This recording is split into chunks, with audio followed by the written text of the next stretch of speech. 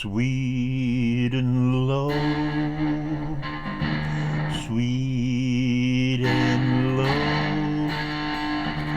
wind of the western sea,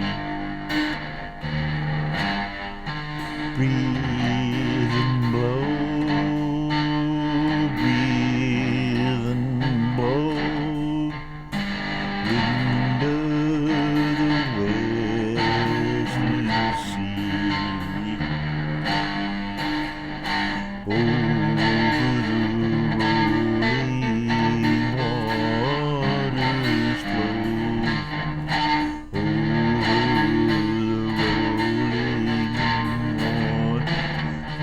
flow, breathe and blow, sweet and low, while my pretty one, while my little one sleeps.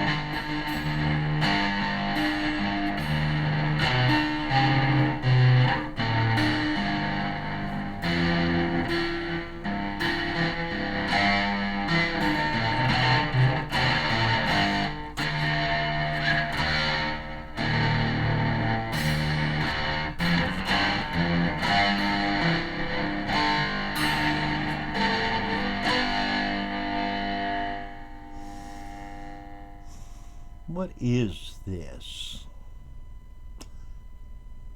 Picking stick, I think, is what they're called. A very close relative to a mountain dulcimer or Appalachian dulcimer. It has a cigar box body in this case and a relatively hardwood neck. But the builder, Greg Hobson, lives near me, made it a 4-stringed instrument, and I brought it up to a double 3 course, so there's 6 strings on it now. You can see there are some holes left over from that. And I will mention, by the way, the capo that can slide up and down, and there's also some movable frets, so we'll get around to those in a moment. Yeah. So let's look at the back bar. Well, tuning pegs are standard, so not much to look at there. But at the moment we're using hair ties, which are going to get replaced soon. And this all thread was installed to try to help the neck's attitudes. But it stopped here. And so lately I've added a different all thread in its place and brought it from the far end of the neck where it was originally attached to come and clear out through the area of the tailpiece, and it levers back in there, and it really does help give a better control of the neck. I'm thinking about to even take a little more play across the body. It's just that I have to put a lower bridge on it, and no, I think, yeah, it's pretty adjustable. You can see how the hair ties which are worn out now, allow the little wire pieces that are made into the frets. Where's one that's really apparent? This one is. That's actually sitting out in the middle right now. There, see? It moves. This one moves too easily, but I can usually keep it tucked up out of the way. There we go. Tuck it there, bring it here.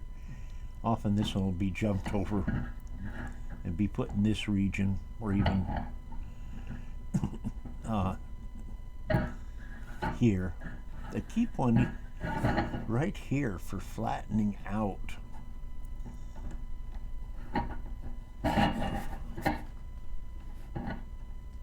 The minor thirds.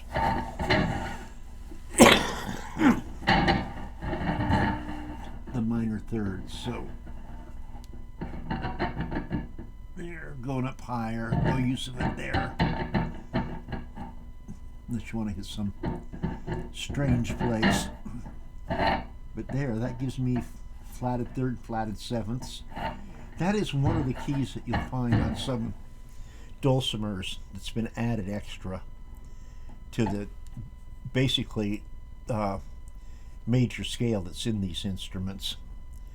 And the other place they like to add one, I like to add one, is here. I believe I already have in the doubled 6.5 is in this one. Let's see. 1, don't count that one. 2, 3, 4, 5. Yeah.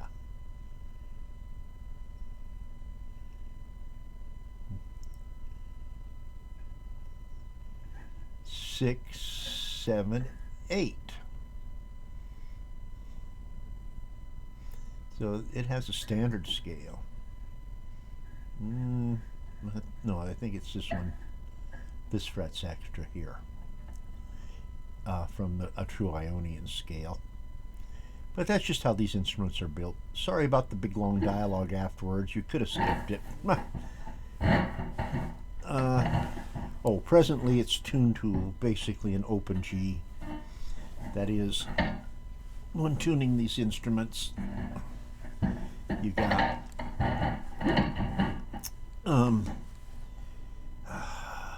fifth and seventh fret for a guitar. So that's middle string to the fifth on the fifth fret normally, third fret for this instrument. Well, that doesn't make much sense, but if you move straight across,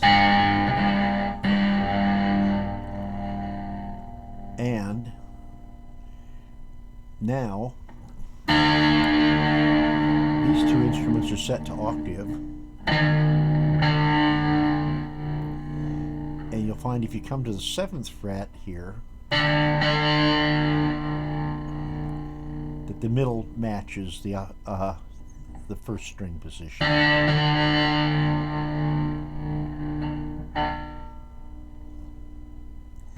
Again, here's the bass.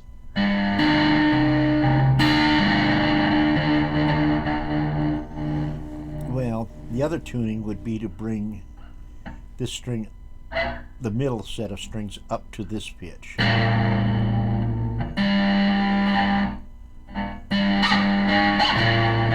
And that would effectively make this drop automatically. And so that's the two major tunings for this instrument, is 1/4 or 1/3 the neck length for the position to tune across and match one of the other strings. And then, well, in this case, since I'm in G, and these strings are Ds, that's a G.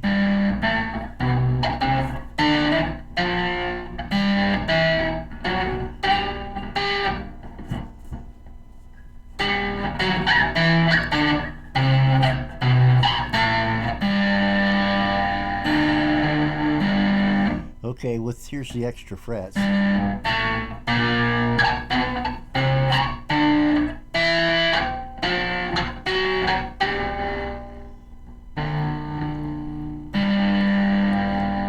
then that's basically a good deal to do with this. The bridge is a simple, actually I think it's a number 8 or number 10 nut, and it can be moved up and down, and the nuts pinch the strings and keep them separated pretty accurately. But it took me a while to build it up, and there's a lot of careful adjustments and tweaking of the nut. Excuse me, the bridge. I'm sorry. And then a hair tie was used to dampen the strings as well. As you can hear, it's quite accessible to the piezo pickup in there.